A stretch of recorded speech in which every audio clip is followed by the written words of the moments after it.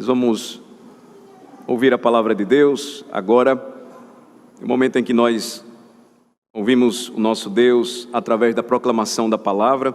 Nós temos estudado juntos o livro do Apocalipse. Abramos no capítulo 15 deste livro, Apocalipse, capítulo de número 15.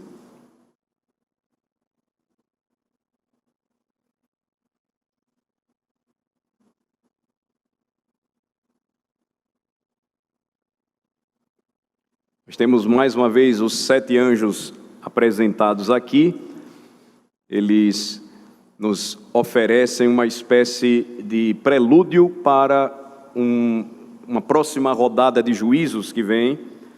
E nós vamos notar que o que eles falam, a maneira como eles abordam este prelúdio é considerado um outro sinal.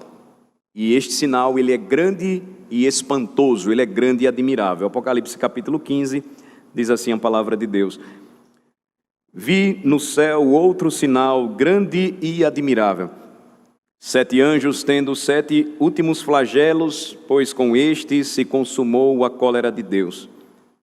Vi como que um mar de vidro mesclado de fogo, e os vencedores da besta, da sua imagem e do número do seu nome, que se achavam em pé no mar de vidro, tendo harpas de Deus, e entoavam o cântico de Moisés, servo de Deus, e o cântico do Cordeiro, dizendo: Grandes e admiráveis são as tuas obras, Senhor Deus Todo-Poderoso.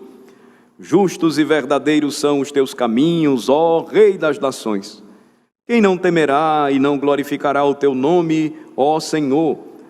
Pois só tu és santo. Por isso todas as nações virão e adorarão diante de ti, porque os teus atos de justiça se fizeram manifestos. Depois destas coisas olhei, e abriu-se no céu o santuário do tabernáculo do testemunho. E os 7 anjos que tinham 7 flagelos saíram do santuário, vestidos de linho puro e resplandecente, e cingidos ao peito com cintas de ouro. Então um dos 4 seres viventes deu aos 7 anjos 7 taças de ouro, cheias da cólera de Deus, que vive pelos séculos dos séculos. O santuário se encheu de fumaça, procedente da glória de Deus e do seu poder. E ninguém podia penetrar o santuário, enquanto não se cumprissem os 7 flagelos dos 7 anjos. Esta é a palavra de Deus. Oremos ao Senhor. Concede-nos, Senhor, o entendimento da Tua palavra nesta hora, pois nós precisamos muito de Ti. Dá-nos, ó Senhor Deus, olhos espirituais para enxergar as palavras, todas as palavras registradas neste livro. Para entender, Senhor, que a nossa esperança, que a nossa força, que a nossa perseverança está em nosso Senhor e Salvador, no Rei, profeta e sacerdote de seu povo, Jesus Cristo. É no nome dele que nós te rogamos estas bênçãos. Amém.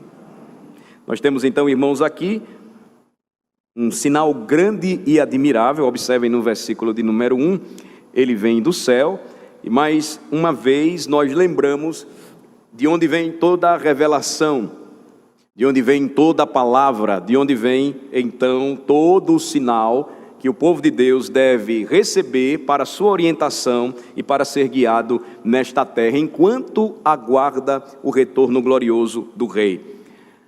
Notem que esses sinais são descritos como as 7 últimas pragas.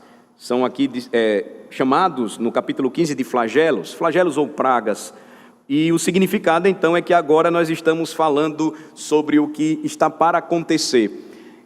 Estes fatos revelados no Apocalipse, a sua grande parte, nós temos visto, diz respeito à destruição da Jerusalém do primeiro século. Então, essa destruição seria final e completa, e ela ocorreria no ano 70 depois de Cristo. E observem que neste sinal grande e admirável aqui, que nós começamos a ver e ler também no capítulo de número 15, estas taças ou estas pragas de juízo que vêm dos céus, trazidas pelos anjos de Deus, elas são acompanhadas, elas estão cheias da plenitude da ira de Deus e do Cordeiro. Então, mais adiante nós vamos ver no versículo de número 6, que esses anjos eles saem de um lugar específico.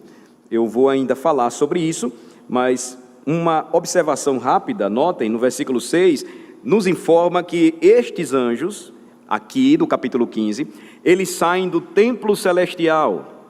Eles saem do templo celeste, do templo de Deus que está nos céus, e portanto não é de surpreender que nós também observemos aqui vários aspectos da adoração que acontecia no templo, sendo descritos no capítulo 15, o que incluiriam também o chamado mar de cristal ou de vidro. Esta é uma simbologia que muitos se perguntam ou tentam entender. O que seria esse mar de vidro? Primeiro, não é um lago ou um oceano em frente ao templo, mas é uma referência, lembrem-se que o conteúdo que nós encontramos no livro do Apocalipse, ele é baseado, é fundamentado naquilo que nós aprendemos no Primeiro Testamento, no Antigo Testamento. Então, o que seria esse mar de cristal ou de vidro aqui mencionado no versículo de número 2? Não é um lago ou um oceano em frente ao templo, mas é uma referência à pia que no Antigo Testamento era feita de bronze, na qual os sacerdotes se purificavam, se lavavam. A palavra aqui utilizada na língua grega, talassa, é a mesma palavra usada na versão grega do Antigo Testamento, a versão dos 70, chamada de Septuaginta, no primeiro livro dos Reis, capítulo 7, quando se refere a esta pia de bronze. Então, o que acontecia quando esta pia de bronze ela era usada para a purificação dos adoradores, é que de fato o vidro misturado com fogo provavelmente indicava a purificação, o que está sendo dito aqui, e nos remete a todo aquele ato de culto na antiga aliança, quando os sacerdotes iam até aquela pia, chamada talassa, mar de vidro, e lavavam as suas mãos. Capítulo 15, então, do Apocalipse faz a mesma referência, dizendo uma purificação dos adoradores está por vir. E observem aqui que ela está misturada com fogo, o que indica possivelmente uma purificação celestial, em oposição à destruição que aconteceria no ano 70 em Jerusalém. Observem que a pia original do tabernáculo ela era pequena. Nela os sacerdotes lavavam as suas mãos e também lavavam os seus pés. Isso está registrado em Êxodo 30, a partir do versículo 17, e também em Êxodo 40, a partir do versículo 30. Então, a versão desta pia, já no reinado de Salomão, ela era enorme, apoiada nas costas de touros. Provavelmente representava o Mar Vermelho, a grande vitória de Deus quando fez passar o seu povo pelo meio do Mar Vermelho, a pés enxutos, e depois trazendo juízo sobre Faraó e seus cavalarianos, quando o mar se fecha sobre eles, porque estavam perseguindo o povo de Deus para destruí-los. Então aqui nós temos uma referência preciosa, e percebemos como a Escritura ela está toda conjugada ou harmonicamente ligada. O que é purificação para o povo de Deus no tocante ao juízo, é destruição para os incrédulos, para os rebeldes e impenitentes, por outro lado. Purificação para os crentes, destruição para aqueles que resistem a Deus e ao seu Filho, Jesus Cristo. Então, a versão celestial aqui, em Apocalipse capítulo 15, observem, ela é ainda maior. Por que razão? Porque ela representaria uma vitória ainda maior. Quando nós estudamos o livro do Apocalipse, nós precisamos compreender a dimensão do que está sendo revelado aqui. Notem, no passado, você tem apenas uma nação, igreja, chamada Israel, que temia ao Senhor e o adorava, cercada de nações ímpias, incrédulas. Observem que com o advento do Messias, a chegada do Messias, a sua vitória sobre os seus inimigos, com a sua morte, ressurreição, ascensão aos céus, a igreja então não se limitaria apenas a Jerusalém. E esta era uma importante mensagem, porque aquilo que representava o antigo iria caducar, Os que não compreendessem a chegada do rei e do seu reino iriam ficar para trás. Se rebelassem, não seriam purificados, mas destruídos. E o evangelho, portanto, observem, ele se espalha de Jerusalém até os confins da terra. Essa conexão, quando nós lemos a Bíblia, é de suma importância para compreender o porquê, quando chegamos em Apocalipse, a versão celestial desse mar de vidro agora é maior e representa uma vitória ainda maior. Isso deve nos trazer conforto, deve nos trazer esperança e fé. Notem que aqueles que obtiveram a vitória sobre a besta e sobre a sua imagem e sobre a sua marca e sobre o número de seu nome, ou seja, os crentes que permaneceram firmes na perseguição de Nero César, agora recebem harpas de Deus. E lá nos céus, a visão que João tem, que é dada por Cristo, é que eles estão ali, diante de Deus e do Cordeiro. Eles receberam harpas para louvá-lo, e todos eles permaneceram no mar de vidro para que pudessem cantar. Eu disse no domingo passado uma frase famosa de Santo Agostinho de Hipona, que a igreja quando canta, literalmente ele disse, quem canta, ora 2 vezes. Nunca se esqueçam disso. Por isso que o conteúdo do que nós cantamos deve ser fortemente baseado na Escritura, ou extraído da Escritura, ou composto com base firme doutrinária na Escritura. Não podem ser apenas cânticos que mexam com o homem ou com a sua humanidade. Não podem ser apenas cânticos que não permitem até que as famílias adorem corretamente, porque os homens ficam meio que desengonçados, porque os cânticos eles são muito melosos e românticos. Notem, os cânticos do povo de Deus, diante do trono de Deus, eles devem refletir a sua glória, a sua vitória, o seu triunfo. O brado do povo de Deus, quando canta, deve ser o chamado brado litúrgico. A igreja canta e quando canta ora. A igreja canta e quando canta confessa os seus pecados. A igreja canta e quando canta anuncia o retorno do rei. É por essa razão que as vozes mais fortes devem conduzir as demais. As vozes mais fortes não deveriam permanecer silentes. Poucos abrem as suas bocas e rasgam os seus pulmões nesta congregação. Eu me refiro aos homens de Deus. Cantem, cantem e motivem os seus filhos a cantar. Cantem e puxem a congregação, as famílias de Deus, porque o nosso Senhor Jesus Cristo venceu. Notem, o povo de Deus então tinha motivos para cantar.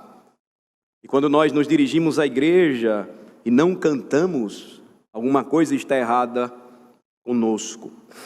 Eles foram purificados nessa pia chamada mar de vidro, e observem que em seguida eles vão apresentar os seus louvores.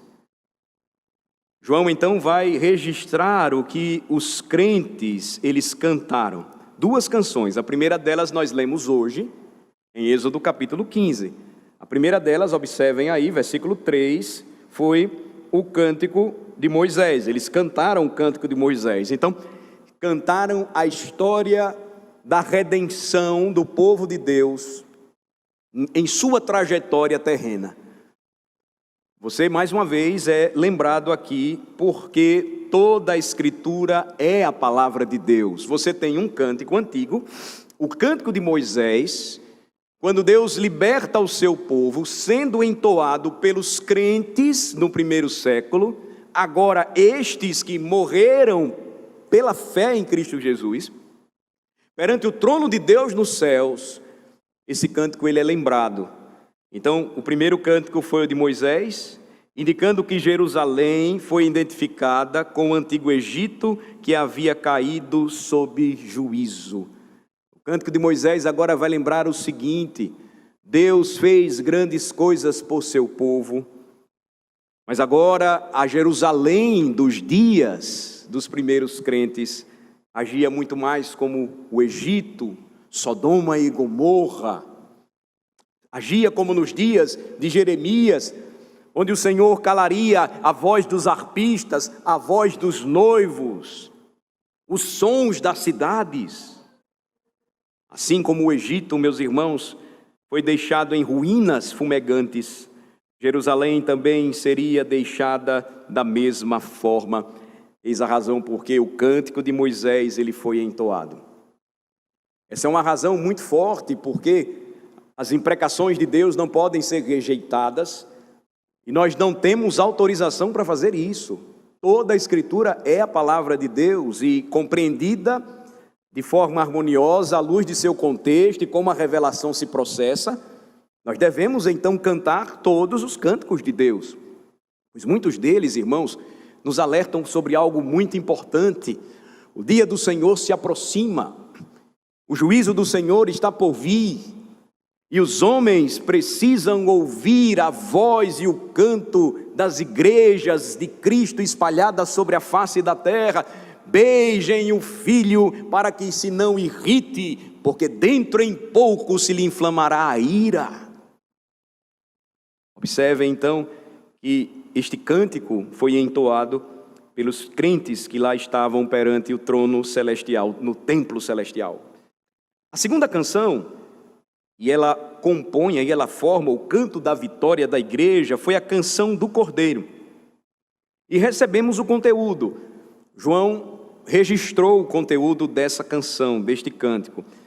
Este capítulo começou com um sinal no céu, sendo descrito como grande e maravilhoso. E aqui, observem, neste cântico do Cordeiro, esta frase, ela é repetida. Olhem só,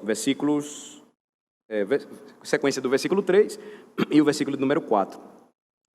Grandes e admiráveis são as tuas obras, Senhor Deus Todo-Poderoso. O sinal que João vê no céu foi grande e admirável. Justos e verdadeiros são os teus caminhos, ó Rei das nações. Quem não temerá e não glorificará o teu nome, ó Senhor? Pois só tu és santo. Por isso todas as nações virão e adorarão diante de ti, porque os teus atos de justiça se fizeram manifestos. Eles cantaram que as obras do Senhor, Deus Todo-Poderoso, são grandes e maravilhosas. Eles cantaram que o Senhor é o Rei de todos os santos e seus caminhos são justos e verdadeiros. Eles cantaram que seu nome será glorificado e também cantaram que ninguém pode deixar de tremer e temer diante da glória de Deus. E por que razão? Porque somente Ele é santo e porque todas as nações virão e adorarão diante dEle. Isso é uma verdade que nós testemunhamos hoje em pleno século 21. É uma verdade que aprendemos a respeito do cristianismo através dos séculos. A antiga Jerusalém cairia, mas o evangelho iria se expandir. A igreja iria se espalhar. O Senhor enviaria os seus pelos grandiosos rios da Amazônia, onde nós temos o testemunho de que indígenas são chamados pelo próprio Senhor, e eles chegam à procura nas comunidades ou nas cidades por missionários, porque querem ouvir a respeito da palavra de Deus. Quem tem feito isso? Quem tem feito com que o evangelho cresça em lugares inimagináveis, floresça em meio à perseguição, se espalhe de forma poderosa ainda hoje? Aquele que merece todo o nosso louvor e adoração, porque somente Ele é santo, e todas as nações virão e adorarão diante dEle, porque os seus atos de justiça se manifestaram. Eles farão isso porque seus juízos, toda a sua severidade, se manifestarão. Isso aconteceria nos dias dos nossos primeiros irmãos, primeiro século da era cristã, e ainda hoje tudo isso se cumpre. Assim como Miriam e as mulheres, juntamente com ela, dançaram às margens do Mar Vermelho, percebam a conexão. Os crentes aqui na visão de João estão cantando os louvores de Deus em oposição a Nero César, enquanto diante deles está o mar de cristal, o mar de vidro. E o que eles têm em comum, notem, é o fato de que sabem que as canções dos santos nos céus nos apontam qual é a trilha sonora para que a igreja cante os juízos de Deus nessa terra. Vou repetir. O que Miriam e as mulheres, o que os fiéis perante Miriam e as mulheres diante do Mar Vermelho, cantando os louvores de Deus e zombando da derrota de Faraó. O que é que os fiéis aqui na visão de João, no trono celestial, diante do trono celestial, no templo celestial, zombando de Nero César, agora cantam perante o mar de cristal, o mar de vidro. O que é que eles têm em comum? O que isso tem a ver com a gente é que o fato revelado na Escritura de que essas canções dos santos nos céus nos foram dadas, elas foram reveladas para nós com um objetivo simples, porém poderoso. Nos fornecem uma trilha sonora para que cantemos os juízos de Deus enquanto peregrinamos nesta terra. O mundo precisa ouvir a respeito disso. Por vezes é difícil até que os ímpios ouçam a gente, ou nos ouçam falar, mas é impossível que eles não nos ouçam cantar. E esses louvores precisam acompanhar o povo de Deus em sua trajetória no decorrer da sua história. Richard Baxter foi um ministro puritano na Inglaterra durante o século 17. E ele pastoreou um condado, uma pequena cidade, melhor falando. E nessa cidade, quando ele chegou lá para ser o pastor, naquele tempo você não tinha igrejas para todos os gostos. Hoje a pessoa está com o nariz torto com um pastor, sai e vai para outra igreja, é fácil. Não estou gostando daquele pastor não, aí sai. Naquele tempo não tinha isso, você não tinha opção. Só tinha uma igreja na cidade. E aí o pastor ia e tinha que ir atrás daqueles membros. Ele precisava ir, juntamente com os presbíteros, acompanhá-los. Quando Baxter chegou lá, a depravação, a devassidão era muito grande, poucas pessoas iam para a igreja, e ele fez um trabalho importante de acompanhamento, de pregação. E o Espírito Santo, então, foi derramado efusivamente sobre aquela cidade, pequena cidade, de modo que ele acompanhava ou assistia pelo menos 500 pessoas, um pouco mais. E quando ele saiu de lá, a quantidade de crentes na igreja dobrou, cresceu. O Senhor abençoou o trabalho daquele homem. E era possível, aqueles que visitavam a pequena cidade pastoreada por Richard Baxter, era possível ver a transformação do que aconteceu depois da sua chegada. Em um dos testemunhos sobre o árduo trabalho de Baxter, era que seria possível, se você visitasse a cidade naquele tempo, no dia do Senhor, à tarde ou durante as tardes, ouvir as igrejas cantando os louvores de Deus. Hoje a gente sai da igreja e já quer ligar logo a TV. Eu estou mentindo? Não estou. A gente sai da igreja e quer saber o noticiário. Como é que está o país? Quem ganhou a eleição? E o meu time levantou a taça? Eu sei disso porque a turma aposta. E o pastor sabe. Poucos cantam os louvores de Deus em suas casas, infelizmente. É fácil a gente botar o rádio para tocar lá. E aí toca meio mundo de coisas. Às vezes coisa que a gente nem crê e está cantando lá. Olhem a relação. Percebam as conexões. Não há como as famílias ao nosso redor, não há como não ouvir que ali tem uma família temente a Deus, que vai à igreja todos os domingos e entende por que vai à igreja, que adora a Deus durante a semana E eles sabem porque aquela família adora a Deus. E sabem como eles percebem isso? Quando essa família canta. Quando ela canta os juízos de Deus nesta terra, quando ela canta os louvores de Deus nesta terra, quando ela exalta e afirma que Jesus Cristo é o Senhor nesta terra. A força, a ferocidade do julgamento de Deus, quando eles finalmente caem sobre a insolência do homem rebelde. É o que Apocalipse 15 também aqui nos ensina e nos lembra. Não é um problema pelo qual devemos nos desculpar, porque a ferocidade do julgamento de Deus são aqui celebrados. E vemos que eles são a base para todas as nações humanas se dirigirem, fluírem para o Senhor das nações, e o seu nome já está revelado, é Jesus Cristo.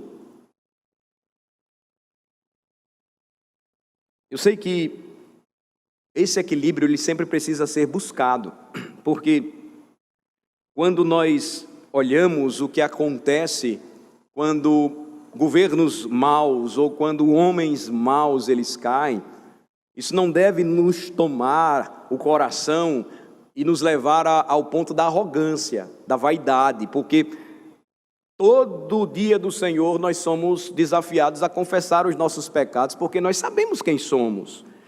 Porém, a igreja não pode deixar de enxergar estas coisas e perceber qual é a base para que todas as nações se dirijam até Cristo, fluam até o Rei das Nações. Isso só vai acontecer por meio dos juízos. E aqui, meus irmãos, mais uma vez, uma lição para nós enquanto igreja, uma lição muito importante. Eu diria que de todas as lições que pudemos aprender nestes últimos anos, ou nestes últimos 2 anos, né? 1 ano e meio já que nós estamos passando por toda essa pandemia, está um fato marcante e que a Escritura não esconde de nós. O mundo está sob juízo, o mundo está sob julgamento. E a igreja precisa entender isso e precisa saber por que as nações, segundo o Apocalipse 15, elas virão e adorarão. Como é que isso vai acontecer? Porque a ira de Deus se manifestou. Porque a ira de Deus se manifesta. Quando ela se manifesta, as nações então se dirigem para o rei. Elas correm para ele. Se não fizerem isso, vai ocorrer aquilo que nós já vimos em Apocalipse 6, por exemplo. Os rebeldes pedindo para as pedras caírem por cima deles. Flávio Joséfo, em suas famosas guerras judaicas, registra que quando os romanos invadiram Jerusalém, os judeus tentaram se esconder pelas cavernas e eles tinham saídas estratégicas na cidade, numa região montanhosa, mas não adiantou. A ira do Cordeiro foi até lá e os alcançou, e os romanos os perseguiram, e os pegaram, e os trataram. Essa é uma verdade. Você pode negar, você pode espernear, você pode chorar, o problema é seu com Deus. É fato. O mundo está sob julgamento, porque o mundo, não obstante os juízos de Deus, não se volta para Ele, não se arrepende dos seus pecados. Mas a igreja não deve perder a sua esperança. Esse é o método de Deus para que aqueles que são seus se dirijam até Ele e o busquem. Versículos finais de 5 a 8, por favor. Diz assim: Depois destas coisas, olhei, e abriu-se no céu o santuário do tabernáculo do testemunho. E os 7 anjos que tinham os 7 flagelos saíram do santuário, vestidos de linho puro e resplandecente, e cingidos ao peito com cintas de ouro. Então, um dos 4 seres viventes deu aos 7 anjos 7 taças de ouro cheias da cólera de Deus, que vive pelos séculos dos séculos. O santuário se encheu de fumaça, procedente da glória de Deus e do seu poder. E ninguém podia penetrar no santuário enquanto não se cumprissem os 7 flagelos dos 7 anjos. Nós temos então aqui o registro dos momentos finais da Jerusalém do primeiro século. Esses momentos estes momentos finais estão focados sobre ela. O João olha e o que ele vê o santuário aberto e o juízo de Deus saindo do santuário. A descrição desse santuário é feita de uma forma bastante interessante. Observem como diz a referência, o santuário do tabernáculo do testemunho. É assim a descrição. A palavra para templo pode se referir ao santuário interno, ao conhecido Santo dos Santos, que no deserto o tabernáculo possuía e posteriormente também no templo de Salomão. Unindo os dois, observem aqui essa imagem como ela é maravilhosa. Os anjos saem do Santo dos Santos no tabernáculo celestial. Eles saíram do lugar que tanto no tabernáculo no deserto, que era a tenda da congregação, né? A tenda da aliança, ou do templo já construído sobre o Monte Sião, o Santo dos Santos era o lugar específico onde o testemunho era guardado. Lá estava a Arca da Aliança, coberta com a tampa chamada propiciatório, a chamada Arca do Testemunho, conforme Êxodo capítulo 25. A descrição então aqui, irmãos, é a seguinte: quando o julgamento impiedoso chega até os homens do nosso tempo, quando o julgamento impiedoso agora vem dos céus contra toda a maldade dos homens, porque trocam a verdade pela injustiça, quando ele vem do propiciatório celestial, nós podemos imaginar como a situação deste homem ela está ruim, pois não há escapatória, não há quem recorrer, se o juízo vem de Deus.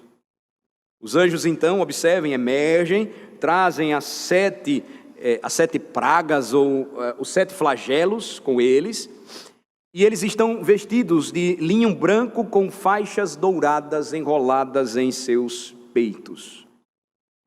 Eles vêm com as 7 pragas, os 7 flagelos, e uma das 4 criaturas vai dar a eles 7 taças, uma daquelas 4 criaturas viventes, anjos, e a descrição elas estão cheias de algo. Veja, diz aí o versículo de número 7, um dos 4 seres viventes, uma daquelas criaturas viventes, vai dar aos 7 anjos 7 taças de ouro, e elas estão cheias da ira de Deus, da cólera de Deus, que vive pelos séculos dos séculos. Então, a lembrança aqui para nós de que a ira pertence ao Deus que vive para todo sempre. Deus a tudo vê. O silêncio aparente de Deus sempre prenuncia juízo. E muitos se questionavam há 1 ano e meio mais ou menos, será que Deus não está vendo o que está acontecendo? E mais uma vez o juízo vem, impressionante, na história de 100 em 100 anos, pragas relacionadas a doenças virais caíram sobre a humanidade. Muitos morreram, infelizmente, alguns ainda estão morrendo, mas há uma distinção importante daqueles que morrem sob desespero e daqueles que morrem sabendo de tudo aquilo que a palavra de Deus revela e sabem que estão guardados pelo poder de Deus.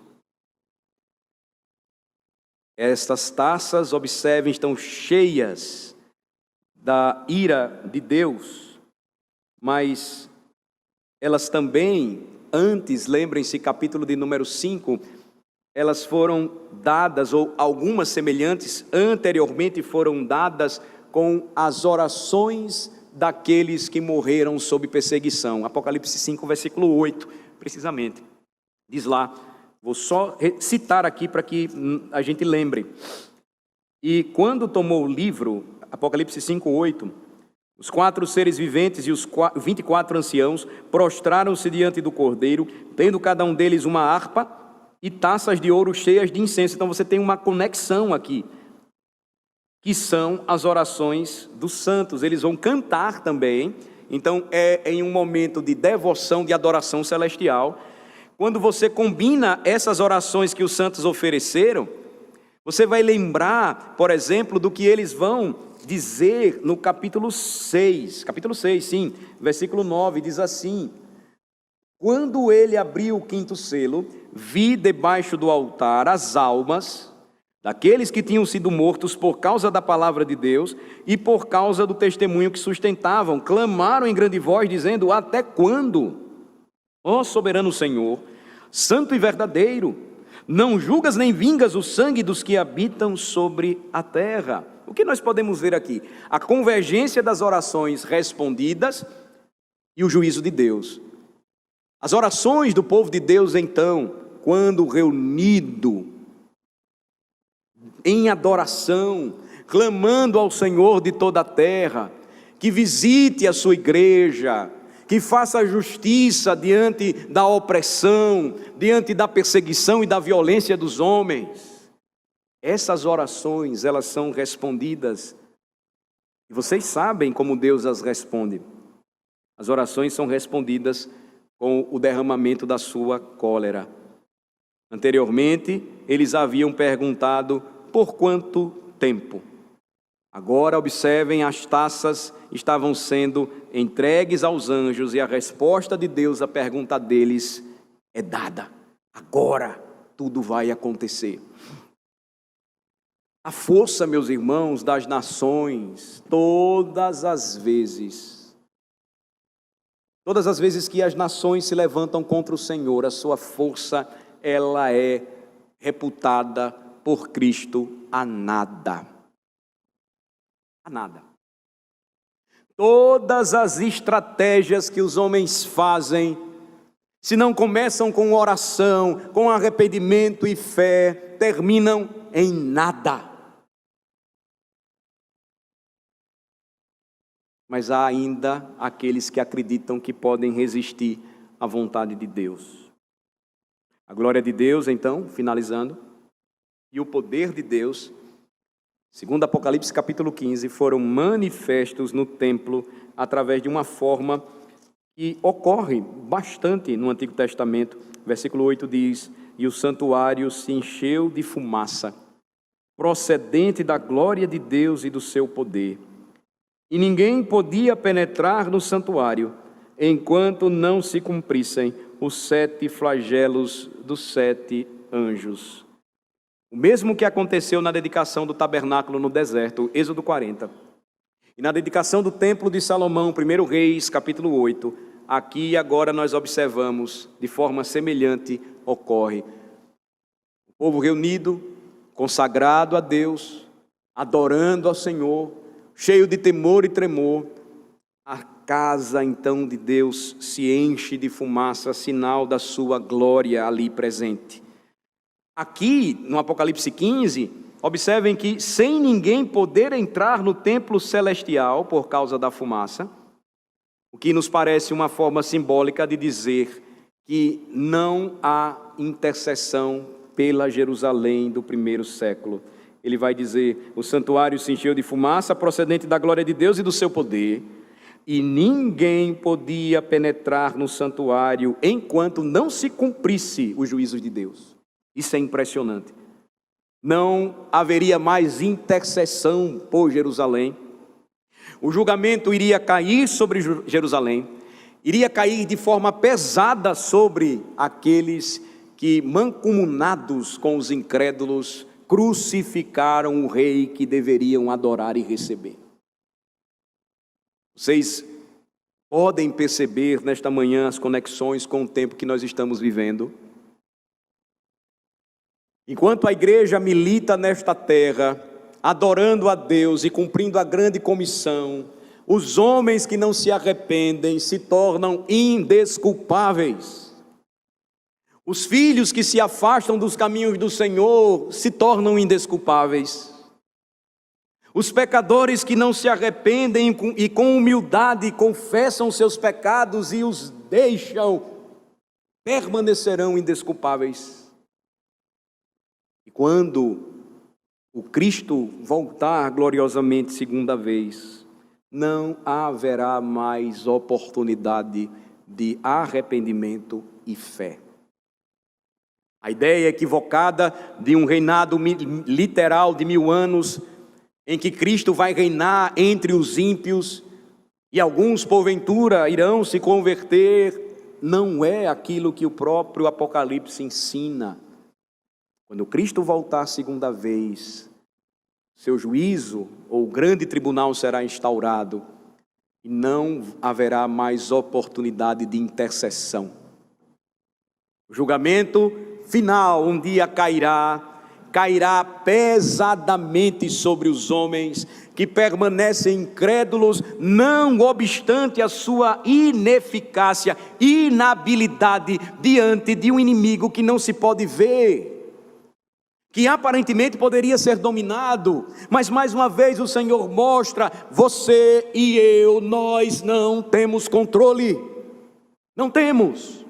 A fumaça permanente da glória de Deus é a que fica no templo. A nossa vida é descrita na Escritura como a fumaça que aparece e de repente some. Não temos controle. A única solução é fazer tudo. Se esta fosse uma realidade no mundo, debaixo de oração, ação, mas primeiramente oração. Como fazer, como agir. Senhor, me dá sabedoria para descobrir a cura para esse vírus, a cura para determinadas doenças. Não homens brincando de deuses, governantes agindo tiranicamente, juízes julgando como se fossem os verdadeiros Césares, enquanto a população sofre. Vocês acham que aqueles que passarem por tudo isso sem arrependimento permanecerão impunes? Se você crê na palavra de Deus firmemente, você sabe que não. Pois Apocalipse 15 nos lembra do império mais poderoso da terra e da cidade santa. Roma cairia, mas antes disso, a própria cidade santa cairia por sua impenitência. É um chamado, meus amados irmãos, para a igreja entender o seu tempo, viver com maior temor e tremor, não confiar em príncipes ou nos filhos dos homens, pois não há salvação em quem quer que seja. Só há um, estabelecido nos céus, o seu nome é Jesus Cristo. E o povo de Deus, compreendendo o sentido das revelações, precisa caminhar assim, firmemente e crente, e não perder jamais, o fio da meada da história, o tempo em que o Senhor, o seu juízo, para despertar a sua igreja, a deixou exilada por meses, sem comer e sem beber, para que se arrependesse e buscasse o Senhor enquanto se pode achar, o invocasse enquanto Ele ainda está perto, e deixasse os seus maus caminhos e corresse para o Senhor, pois Ele sim é rico em perdoar. Vamos orar. Senhor, tem compaixão de nós. Aqui nesta hora, Senhor, mais uma vez somos lembrados que somos o Teu povo. E não estamos aqui por méritos próprios, pois o que são, Senhor, as nossas obras perante o Criador e Senhor de toda a terra? Trapos imundos, panos velhos. Nós estamos aqui, Senhor, unicamente pela graça e misericórdia de Jesus. Vivemos aqui e caminhamos neste mundo unicamente pela graça e misericórdia de Jesus. Precisamos, ó Senhor, ter consciência de que ainda hoje o Teu povo sofre, muitos dos nossos irmãos estão morrendo sob a perseguição de governos maus, de homens ímpios. Suas mulheres estão sendo escravizadas e estupradas suas filhas vendidas para serem abusadas por homens maus. Mas eles permanecem firmes, pois o que é pedido a eles é que neguem o nome do Senhor Jesus, e eles jamais farão isso. Enquanto nós, Senhor, não desfrutamos da liberdade que temos para testemunhar do poderoso Evangelho de Jesus e viver pela fé. Muitos estão escondidos, indiferentes, muitos estão até mesmo desacreditando das tuas promessas. Ó Senhor, desperta a tua igreja, coloca em nossa alma o teu temor,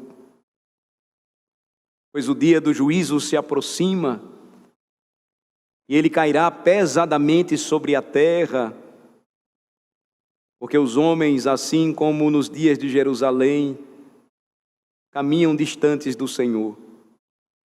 Abençoa-nos, Senhor, e dá-nos um coração cheio de alegria e de gratidão pelo privilégio de fazermos parte do teu povo, povo da tua aliança. Em nome de Jesus oramos. Amém.